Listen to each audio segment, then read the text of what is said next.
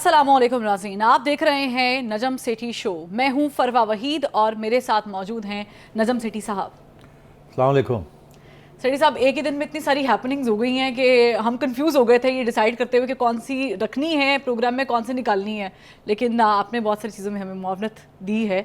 तो सबसे पहला जो बहुत बड़ा टॉपिक है वो कल का एक ऐसा इंटरव्यू है जिसने खान साहब के बहुत सारे बयानिए के परखच्चे जो हैं वो उड़ा दिए हैं, और वो है सदर मुमलिकत डॉक्टर आरिफ अलवी का आसमा शराजी को दिया हुआ इंटरव्यू, जिसमें ज़ाहिर है हम फ़र्दन बहुत सारी डिस्कशन करेंगे चीज़ों पे, जिस पे उन्होंने आर्मी चीफ की अपॉइंटमेंट भी डिस्कस की हुई है, उन्होंने इस्तीफे का मामला भी डिस्कस किया। लेकिन सबसे इंपॉर्टेंट जो उन्होंने डिस्कस किया है वो साइफ़र का मामला है, जिस पे उन्होंने कहा है कि उनको शुबा था साइफ़र पे, तभी उन्होंने वो जो लेटर उनको मौसूल हुआ था उन्होंने चीफ जस्टिस साहब को भेजा, और वो लेटर की कॉपी भी आपने भी पढ़ रखी है, हम सब ने पढ़ रखी है। प्राइम मिनिस्टर जब थे इमरान खान साहब, उनका सारा बयानिया ये था, मीर जाफिर मीर सादिक को अपॉइंटेड हुकूमत, लेटर लहराया, आवाम को इमोशनल कर दिया, सारे बयानिए पर सदर आरिफ अलवी ने मोहर लगा दी। आवाम को तो वो कायल कर रहे हैं, अपने सदर को कायल नहीं कर पाए कि ये साइफर असली चीज़ है और ये मामला संजीदा है।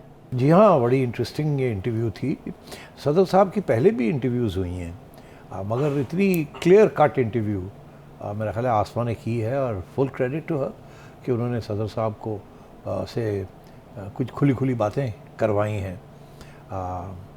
ये जो सदर साहब कह रहे हैं कि जी मुझे शक है मगर कन्विक्शन नहीं है, इसीलिए मैंने भेजा है कि आप इसको इन्वेस्टिगेट करें।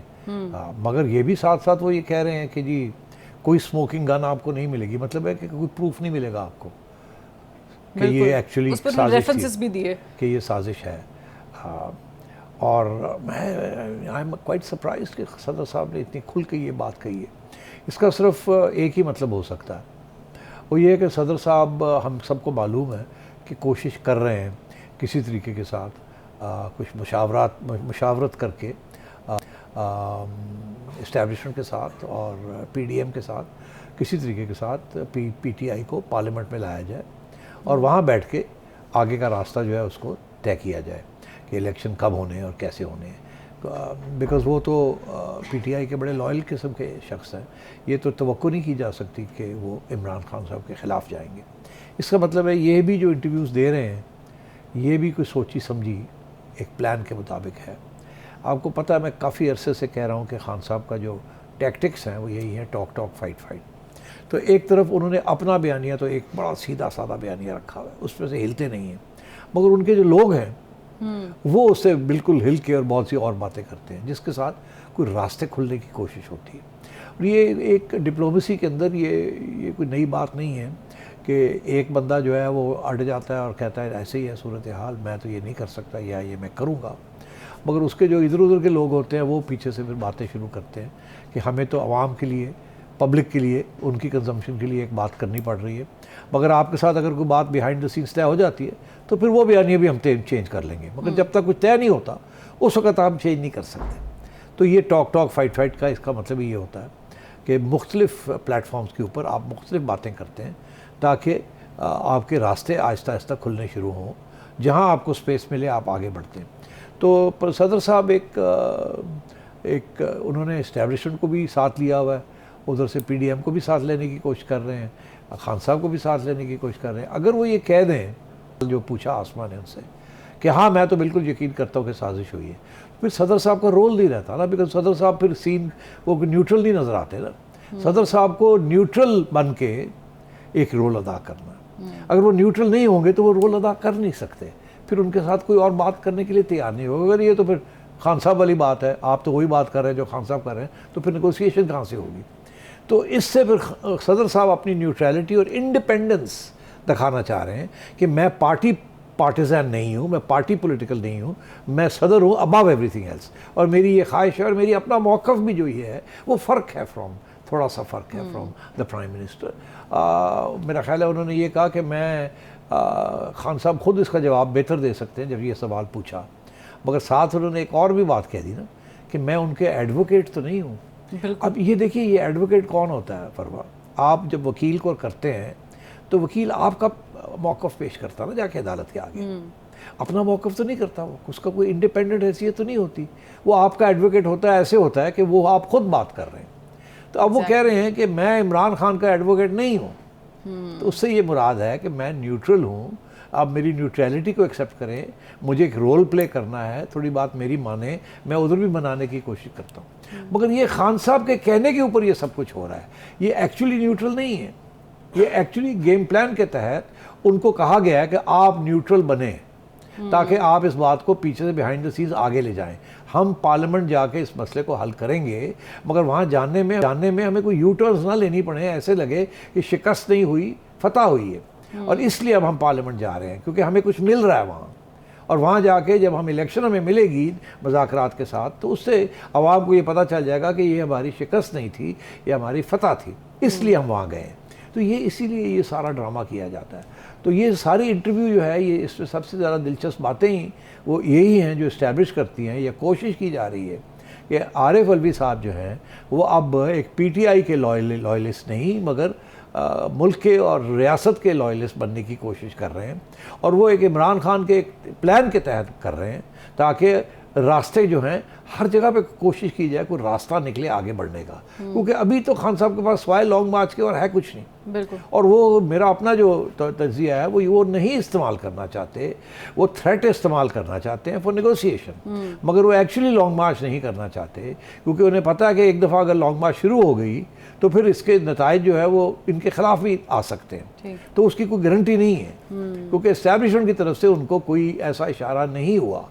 तो इसलिए वो लास्ट जिसे कहते हैं ना आखिरी पत्ता है उनके पास, उससे पहले वो प्रेसिडेंट साहब के ज़रिए कुछ पत्ते खिलाना चाह रहे हैं। तो ये प्रेसिडेंट साहब ये कह रहे हैं। लेकिन आपने कहा कि प्रेसिडेंट को उन्होंने न्यूट्रल एक्सेप्ट कर लिया, खान साहब ने, चले बज़ाहिर कर लिया, लेकिन एक और न्यूट्रल्स हैं जिनके बारे में खान साहब कह रहे हैं कि उनके न्यूट्रल नहीं होना चाहिए क्योंकि न्यूट्रल तो जानवर होते हैं। बड़ा सख्त उन्होंने स्टेटमेंट उसी क्वेश्चन पे इसी इंटरव्यू में आरिफ अलवी साहब ने कहा कि उन्हें न्यूट्रल होना चाहिए। बिल्कुल एडवोकेट नहीं है नहीं और है। खान साहब ही समझा सकते हैं। तो जैसे मैंने अभी तुम्हें समझाया कि इनको कहा गया है खान साहब की तरफ से कि आप न्यूट्रल बने, दिखावा दें कि आप न्यूट्रल हैं। ठीक है, मैं यही कहता रहूँगा कि मैं न्यूट्रल नहीं मानता, मेरा वो बयानिया है, मगर इनको ये कहा गया है as part of a plan कि अब आप न्यूट्रल बनेंगे, बन के दिखाएंगे ऑपोजिशन को और इस्टेब्लिशमेंट को, तो फिर आपको ये इजाज़त देंगे कि आप मीडिएट करें हमारे दरमियान। तो अब वो क्योंकि ख़ुद न्यूट्रल बनना चाह रहे हैं, ये दिखावा देना चाह रहे हैं, तो उनको ये फिर तस्लीम करना पड़ रहा है कि मिलिट्री इस्टेब्लिशमेंट जो है वो भी न्यूट्रल, अच्छी बात है अगर वो न्यूट्रल हो। अब उनको फ़िक्र इस बात का है कि हमारे से तो दूर हो गई है इस्टेब्लिशमेंट, मगर PDM के करीब क्यों होती जा रही है, तो उधर से भी दूर हो। तो ये वो रोल अदा कर रहे हैं। ये इस्टेब्लिशमेंट को ये पीछे ये कह रहे हैं, मैं आपको बता दूँ कि देखिए न्यूट्रलिटी बेस्ट है, आप न्यूट्रल रहें, आप ना इमरान की सपोर्ट करें ना आप PDM को सपोर्ट करें। हम नहीं चाहते कि लॉन्ग मार्च हो, उसमें फिर अगर आप न्यूट्रल होंगे तो गवर्नमेंट सस्टेन नहीं कर सकेगी और आपके ऊपर कॉन्स्टिट्यूशनल प्रेशर होगा कि गवर्नमेंट को प्रोटेक्ट करें। तो वहाँ तक ये बात आनी नहीं चाहिए। मैं तस्लीम करूँगा कि आप न्यूट्रल हैं, अच्छी बात है न्यूट्रलिटी। मैं जो खुद न्यूट्रल बनना चाह रहा हूँ, तो इसीलिए अगर न्यूट्रल्स ही बीच में पड़ेंगे तो अब बात आगे बढ़ेगी। अगर लोग इधर के और उधर के तो बात आगे नहीं बढ़ सकती। तो उन्होंने फिर यहाँ लिबर्टी ली है और मैं फिर से ये कहूँगा कि ये मौक़िफ़ उन्होंने इमरान खान के साथ डिस्कस करके ये मौक़िफ़ ले रहे हैं। अदरवाइज़ आज तक तो कितने साल हो गए इनको प्रेसिडेंट बने और इन्होंने किसी किस्म की कोई इंटरव्यूज़ नहीं दी थी, और अब एक के बाद दूसरी इंटरव्यू दे रहे हैं। तो वो और हर जगह पे ये इशारा कर रहे हैं कि मैं बिहाइंड द सीन्स एक रोल अदा कर रहा हूँ। ये कहते जा रहे हैं। बिल्कुल। तो वो अब रोल अदा कर रहे हैं और वो तस्लीम भी कर रहे हैं, और वो रोल सिर्फ न्यूट्रल ही कर सकता है, कोई पार्टी पॉलिटिकल लॉयलिस्ट नहीं कर सकता। फवाद चौधरी वो रोल नहीं अदा कर सकता। ठीक है, लेकिन सिटी साहब आर्मी चीफ की अपॉइंटमेंट पे भी वो न्यूट्रल है, क्योंकि वो कह रहे हैं कि मुशावरत होनी चाहिए आर्मी चीफ के मसले पर। और दूसरी जानिब जो आज़म तारर हैं, जो वज़ीर कानून है, उन्होंने उनकी स्टेटमेंट जो सामने आई है, उन्होंने कहा कि सदर साहब सियासी ना बने, सियासत ना करें इस चीज़ पे। आइन तो बड़ा क्लियर है अपॉइंटमेंट के हवाले से। ठीक है, तो सेठी साहब ये भी एक बड़ा अहम मामला है, आइन तो बड़ा क्लियर है इस हवाले से, अपॉइंटमेंट के हवाले से। नहीं तो आइन तो यही है ना कि फ़ौज जो है एक रियासत का इदारा है और हुकूमत जो है वो इलेक्टेड हुकूमत होती है और आर्मी को हर उस हुकूमत का कमांड ओबे करना पड़ता है। मगर ये कह रहे हैं कि फ़ौज को न्यूट्रल होना चाहिए, यही कह रहे हैं ना। बिल्कुल। तो वो तो हम अभी आपसे डिस्कस किया है कि न्यूट्रलिटी अब ये, क्योंकि फ़ौज, लेकिन वो अपॉइंटमेंट पे कह रहे हैं कि मुशावरत होनी चाहिए। अब अपॉइंटमेंट में मुशावरत होनी चाहिए। मैं ये भी कह रहे हैं कि पहले भी मुशावरतें होती रही हैं। देखिए तारीख़ में मुझे तो याद नहीं आता कि आर्मी चीफ़ की अपॉइंटमेंट के ऊपर कभी मुशावरत हुई हो। एक ही शख्स प्राइम मिनिस्टर ये फैसले करते रहे हैं। एक आध दफ़ा डिसएग्रीमेंट हुई है प्राइम मिनिस्टर और प्रेसिडेंट के दरमियान। 1993 में डिसएग्रीमेंट हुई थी कि किसको आर्मी चीफ लगाना है, मगर उसके साथ फिर इतनी एक स्टेज आ गई कि कॉन्फ्रंटेशन शुरू हो गई, तो फिर दोनों को घर जाना पड़ा। और मगर मशावरत नहीं होती। नवाज शरीफ साहब ने मेरा ख्याल है 3 या 4 आर्मी चीफ्स अपॉइंट किए हैं। जब से नवाज शरीफ साहब आए हैं, पहली टर्म में नवाज शरीफ साहब ने नहीं किया। 1990 to 93 वो जो आर्मी चीफ था वो टेक्निकली तो प्राइम मिनिस्टर ने किया था, मगर उसमें गुलाम इसाक साहब ने फैसला किया था कि जनरल आसिफ नवाज बनेंगे। मगर उसके बाद लड़ाई झगड़े हो गए, और उसके बाद फिर जब भी नवाज शरीफ साहब प्राइम मिनिस्टर बने हैं तो उन्होंने ही आर्मी चीफ्स लगाए हैं, और उन्होंने किसी से मशावरत नहीं की।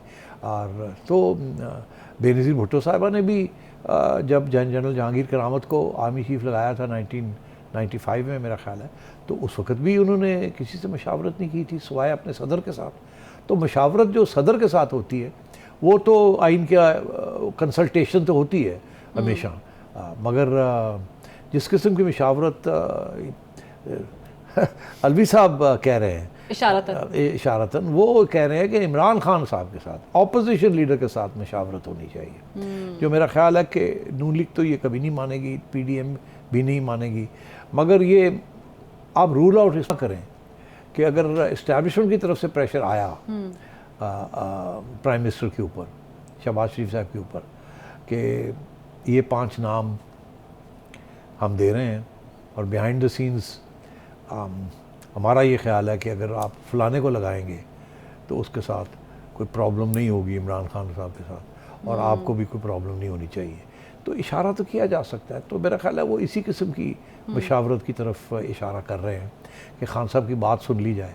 अब उस बात में एक आधा मिनट लूँगा कि 2 किस्म की मशावरत हो सकती है ना। एक तो ये कि मैं चाहता हूँ आप फलाने को लगाएं, तो आप मशावरत करते हैं कि नहीं उसको नहीं लगाना, ये हुआ है, फलाने को लगा देते हैं, नहीं।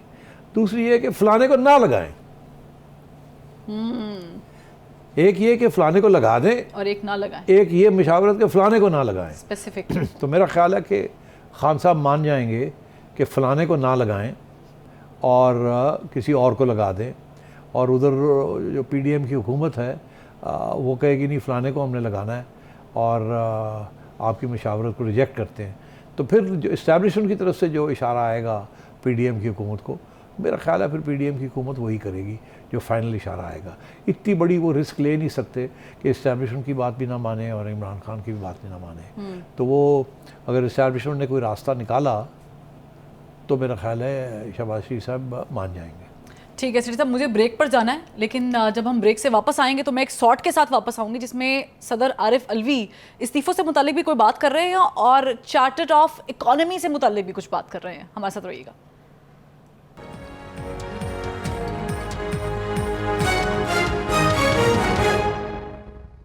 Welcome back. सिटी साहब, इस्तीफों से मुतालिक भी सदर साहब ने कुछ कहा है, कश्तियाँ जला दी उन्होंने, मुझसे मशवरा मांगते तो मैं कुछ और देता। कुछ और का क्या मतलब है सिटी साहब? मतलब यही है कि अब मैं पूरी कोशिश कर रहा हूँ कि इनको वापस कश्ती में बिठाऊँ, और ये मेरा रोल ये है, इसीलिए मैं इंटरव्यूज़ दे रहा हूँ और मैं बता रहा हूँ कि देखिए मैं तो उनसे पूरा इत्तेफाक नहीं करता, मैं तो न्यूट्रल हूँ और मेरे अपने भी ओपिनियंस हैं। और अगर मुझे पूछा जाता तो मैं उनको कहता कि आप मत जाएँ, आप छोड़ के ना जाएँ, यहीं बैठ के करें। क्योंकि क्यों ये कहा नहीं, मगर इशारा ये है कि मेरी तो अभी भी कोशिश है कि ये वापस जाए और वहाँ बैठ के पार्लियामेंट के अंदर बैठ के ये सारे मामले जो हैं तय किए जाएं। क्योंकि इनको जो ब्रीफ मिली है इस्टेब्लिशमेंट की तरफ से, जो इनको ब्रीफ मिली है वो यही मिली है कि ये मामले नहीं तय होंगे जब तक इमरान खान साहब पार्लियामेंट में वापस नहीं जाते, और वहाँ बैठ के अपोजिशन और गवर्नमेंट बैठ के बात करें अबाउट नेक्स्ट इलेक्शंस, और थोड़ी बहुत हम भी पीछे से बिहाइंड द सीन्स थोड़ा सा कर देंगे और आपके मामले तय हो जाएंगे। वो कहता, आप कहते हैं अगस्त सितंबर में इलेक्शन करानी है, वो कहता है मार्च अप्रैल में। बिल्कुल करानी है तो ज़रूर जून जुलाई में हो सकती है, मगर ये बात तो वहीं होगी ना क्योंकि ये बाहर तो हो नहीं सकती। बाहर होगी तो फिर इलेक्शन कैसे होगी? वो तो केयर टेकर्स जो हैं वो तो आपने लगाने हैं, और तो कोई लगा नहीं सकता केयर टेकर्स। फौज तो केयर टेकर्स नहीं लगा सकती, केयर टेकर्स तो लगाती है सिटिंग गवर्नमेंट, और वो ऑपोजिशन के साथ बात करके लगाती है। और वो ऑपोजिशन कौन सी? जो बाहर ऑपोजिशन नहीं, जो पार्लियामेंट के अंदर ऑपोजिशन है। तो पार्लियामेंट के अंदर ऑपोजिशन तो इस वक्त है ही नहीं, वो फैसलाबाद वाले साहब बैठे हुए हैं, बिल्कुल। तो वो तो इमरान खान बैठेगा जाके तो बात होगी ना। तो इसलिए ये सारी चीज़ को कोशिश की जा रही है। मैंने पहले कहा था कि पिंडी प्लान का मैंने जिक्र किया था और लोगों ने मजाक उड़ाया था, मैं यही कह रहा था, मैं अभी भी वही कह रहा हूँ। ये सारी गेम जो है ना, किसी न किसी तरीके से इस गेम के 2-3 मकासद हैं। एक ये है कि जो आगे रास्ता निकलना है वो लॉन्ग मार्च के ज़रिए या मार्शल लॉ के ज़रिए ना निकाला जाए। इस गवर्नमेंट की अगर इसने जाना है तो मशावरत के साथ पार्लियामेंट के अंदर बैठ के जाया जाए, ताकि अगला रास्ता भी पार्लियामेंट और आइनी तरीके के साथ निकला जाए। पहली बात तो ये, और कोई रास्ता नहीं है इस गवर्नमेंट को गिराने का, और कोई या इसको घर भेजने का कोई रास्ता नहीं है आज तक, सवाए एक पुराने ज़माने में जबकि मूवमेंट्स होते थे और लोग रिज़ाइन करके घर चले जाते थे। अब जब से नवाज शरीफ साहब ने इनकार कर दिया था घर जाने से, जब इनको कहा गया था, जब इमरान खान ने धरना किया था, बिल्कुल 2014 में जी, तो 2014 में उस वक़्त इनके पास लोग गए थे पैगाम लेके इस्टेब्लिशमेंट का कि अब देखिए बड़ा मुश्किल हो गया, आप रिज़ाइन करके घर चले जाएं और डिज़ोल्व कर दें ताकि हम इलेक्शन कर लेते हैं। तो नवाज शरीफ साहब ने कहा था कि मैं यहाँ बैठा हूँ, आपने अगर हुकूमत लेनी है तो आके ले लें, मैं नहीं घर जा रहा। इसी तरीके के साथ खान साहब को भी ये एडवाइस दी गई और फिर वो नहीं गए, फिर उनको और तरीके से निकालना पड़ा। फिर पहले वो धरने ट्राई किए, वो नहीं, फेल हो गए। फिर छोटा मोटा धरना क्या लॉन्ग मार्च भी हुई, वो भी पिटाई हो गई ज़ीरो चौक पे। उसके बाद आपको याद है कि फिर सुप्रीम कोर्ट के ज़रिए पूरा एक मंसूबा बना के नवाज शरीफ साहब को निकालना पड़ा। और तो मैं समझता हूँ कि ये एक तरीका यही है कि आप प्राइम मिनिस्टर उठ के घर खुद चला जाए, जो कि नवाज शरीफ साहब ने ना कर दी थी और इमरान खान साहब ने भी ना कर दी है। जब इनको कहा गया था कि आप vote of confidence, no confidence जो है वो एक्सेप्ट कर लें और घर और डिज़ोल्व कर दें, तो उन्होंने कहा था नहीं, मुझे निकालो, नहीं तो मैं तो बैठा हूँ यहाँ, ना ही मैं वोट ऑफ नो कॉन्फिडेंस होने दूँगा। तो फिर आपको याद है कि वो जब वोट ऑफ नो कॉन्फिडेंस आगे बढ़ा तो खान साहब धमकियाँ देने लगे, तो हेलीकॉप्टर्स आने शुरू हो गए थे। और सुप्रीम कोर्ट की रात के अंधेरे में जब अदालतें खुल गई और फिर खान साहब को समझ आई और वो घर चले गए। और मगर वो आइनी तौर पे वोट ऑफ नो कॉन्फिडेंस के ज़रिए घर गए, वो धमकी की वजह से वो घर नहीं गए, समझे। तो आज भी वही सिचुएशन है कि शहबाज शरीफ साहब धमकी की वजह से घर नहीं जाएंगे। जो धमकी की वजह से घर चला जाएगा वो उड़ जाएगा अगली इलेक्शन में। इसलिए वो डटे रहेंगे, वो कहेंगे निकालना है तो निकाल दो, हम तो बैठे हुए हैं। निकालने का कोई तरीका नहीं है सिवाय दो, पार्लियामेंट के ज़रिए या मार्शल लॉ।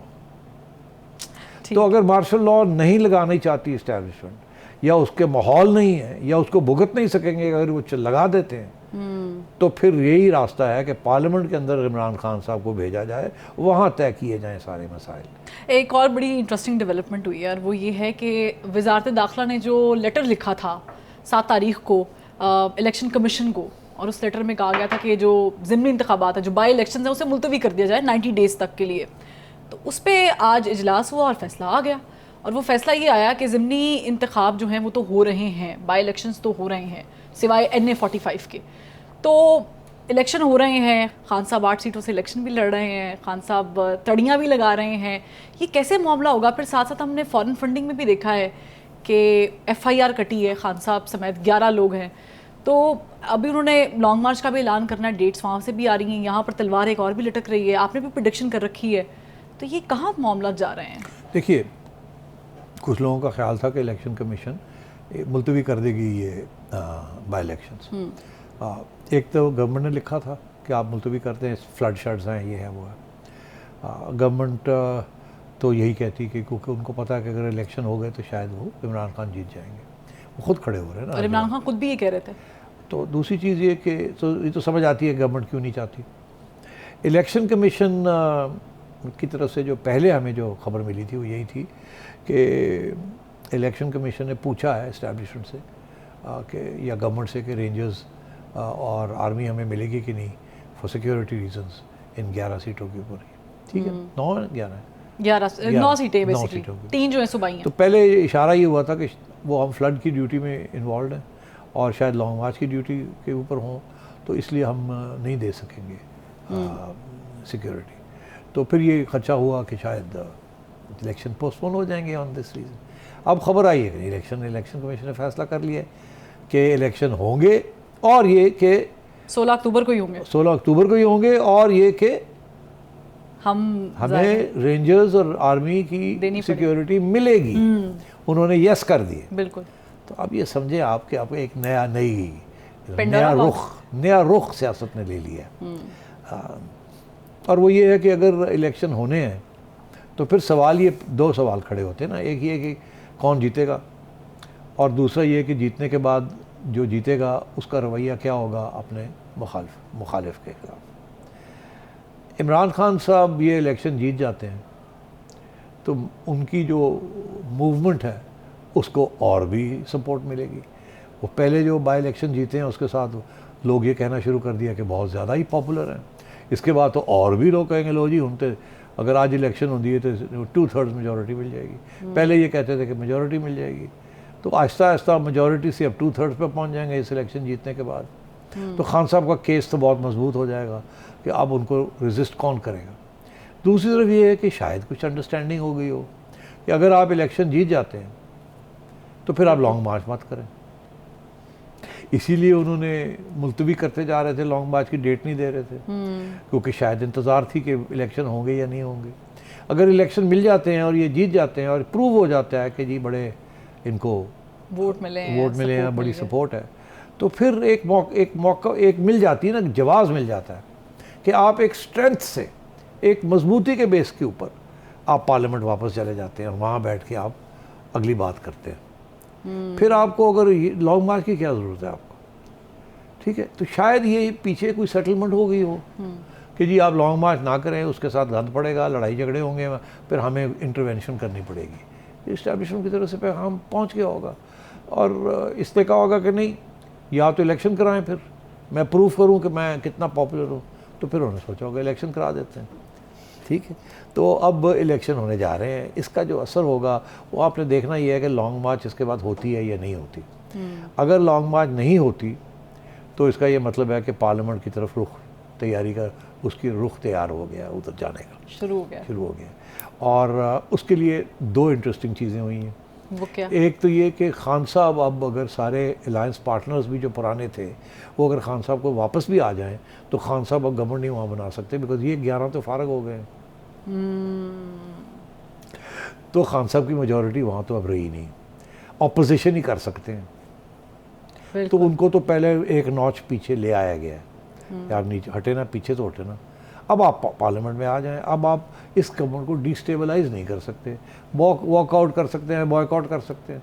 और स्पीकर जो है वो आपके सारे रेजिग्नेशन जो रह गए को रिजेक्ट कर देता है, कहता नहीं ये मैं नहीं एक्सेप्ट करता रेजिग्नेशन, तो रास्ते आपके लिए खुल जाते हैं।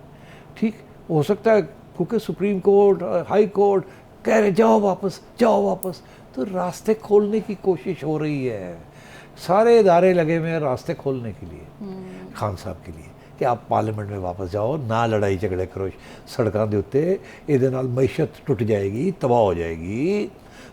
इसीलिए आरिफ अलवी साहब कह रहे हैं कि मैशत के ऊपर तो बात हो सकती है, चोरों के साथ चोरी तो नहीं की जा सकती, मगर चोरों के साथ बातचीत तो हो सकती है कि मुल्क के लिए क्या बेहतर है क्या नहीं है। आप समझ रहे हैं? बिल्कुल। तो इस तरीके के साथ ये सारी चीज़ें को आप अगर स्टिच अप करें, सुई धागा ले लें और ये जोड़ना शुरू करें, तो आपको एक नक्शा नज़र आ जाता है कि सारे इदारे इस वक्त behind the scenes, supreme court कह रहा है पार्लियामेंट जाओ,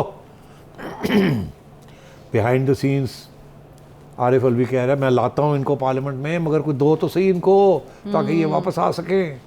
इलेक्शन कमीशन कह रही है लो जी कर लो इलेक्शन, जीत जाओ तो आ जाओ ना, कोई ऐसी की, क्योंकि जीतेगा इमरान खान, पॉपुलैरिटी है नहीं तो पॉपुलैरिटी तो एस्टैब्लिश हुई भी है और हो जाएगी, मगर क्या 9 सीटें मिलेंगी? नहीं, एक ही सीट मिलेगी ना, बाकी सारी फिर बाई इलेक्शन होनी पड़ेंगी। तो पार्लियामेंट के अंदर तो इनको मेजॉरिटी नहीं मिलती ना, even if everybody comes back, exactly Chaudhary आ जाए वापस, एमपीएम सीटें आ तो नहीं जाए, रख सकते, तो जाहिर है। फिर भी ये नहीं इनकी तो 8 सीटें तो फिर भी नॉकआउट हुई हुई हैं। तो इसलिए मैं समझता हूँ कि ये कुछ बन रहा है, पक रहा है, एक कुछ आपको भी खिचड़ी लग रही है बट एक्चुअली पुलाव बन रहा है। मुतंजन तो नहीं बन रहा।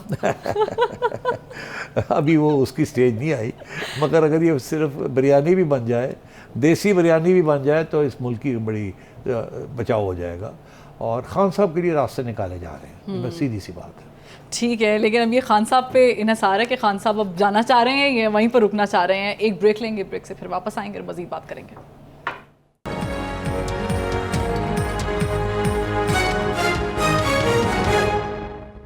Welcome back. सेठी साहब, हाशिम डोगर साहब ने वजारत दाखिला के कलमदान से इस्तीफ़ा दे दिया। टाइमिंग बड़ी क्रूशल और इम्पॉर्टेंट है क्योंकि ये वही हैं जिन्होंने रिसेंटली एक बयान दिया था और कहा था कि अगर लॉन्ग मार्च होता है तो पंजाब जो है वो मशीनरी नहीं देगी पंजाब हुकूमत।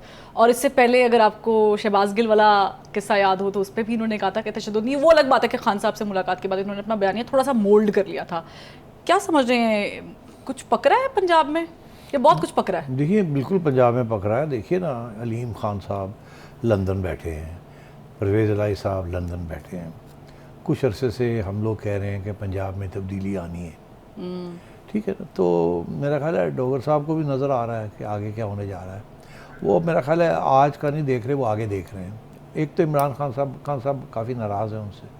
अभी भी जो उनका बयान आया कि हम नहीं सपोर्ट करेंगे विद एडमिनिस्ट्रेशन, हालांकि वो कह रहे हैं कि एडमिनिस्ट्रेशन को सपोर्ट करना चाहिए लॉन्ग मार्च में। और परवेज़ इलाही साहब भी ये जो बयान दे रहे हैं ना, ये परवेज़ इलाही साहब की मुशावरत से दे रहे हैं। मगर परवेज़ इलाही साहब हमेशा यही कहेंगे कि मेरे से तो पूछा ही नहीं। रास्ते ऐसे ही खुलते हैं ना। परवेज़ इलाही साहब इमरान खान साहब को एश्योरेंस दिला रहे हैं कि मैं आपके साथ हूँ। अपने मिनिस्टर को कहा है कि तू यार थोड़ी जी गल करना, मैं तो नहीं कर सकता, तू कर। उन्हें अगू क्या होना कि चौधरी साहब मैं करते देना तो वो खान साहब बड़े नाराज़ हो जाएंगे, तो मेरा की होएगा। वो तू फिक्र ना कर, मैं तेरा ख्याल रखांगा। तो तुझी थोड़ी गवर्नमेंट अगर उड़ गई तो फिर असी सारे लगे जावांगे। वो मेरी गवर्नमेंट नहीं जा रही, मैं इसलिए इंतज़ाम करन लगा, असी रहना है, तो तू भी आ जाए साढ़े नाल, तू फिक्र ना कर, तेरा मैं ख्याल रखांगा। तो अब ये सिचुएशन आई है कि उनको नज़र आ रहा है कि आगे कुछ होने जा रहा है और इस बेस्ट की स्टेज पे मैं अलग हो जाऊं, बिकॉज आगे फिर मुझे रास्ते निकालने हैं ना। अगर मैं अभी भी बैठा रहा एज अ पीटीआई मेंबर तो शायद अगली स्टेज पे अगर परवेज़ इलाही साहब चले जाते हैं दूसरी तरफ अपना बोरी बिस्तरा उठा के और यहाँ पीडीएम की हुकूमत बन जाती है with Pervaiz Elahi as chief minister, जो मैं हमेशा से कह रहा हूँ ये पुराना प्लान था जिससे नवाज शरीफ साहब मान गए थे। वो तो बाद में परवेज़ इलाही साहब आ गए ना, और जिसके साथ फिर चौधरी शुजात के साथ भी फिर टेंशन हो गई और फिर ये कहा गया कि मुन सिलाई की वजह से हो रहा है।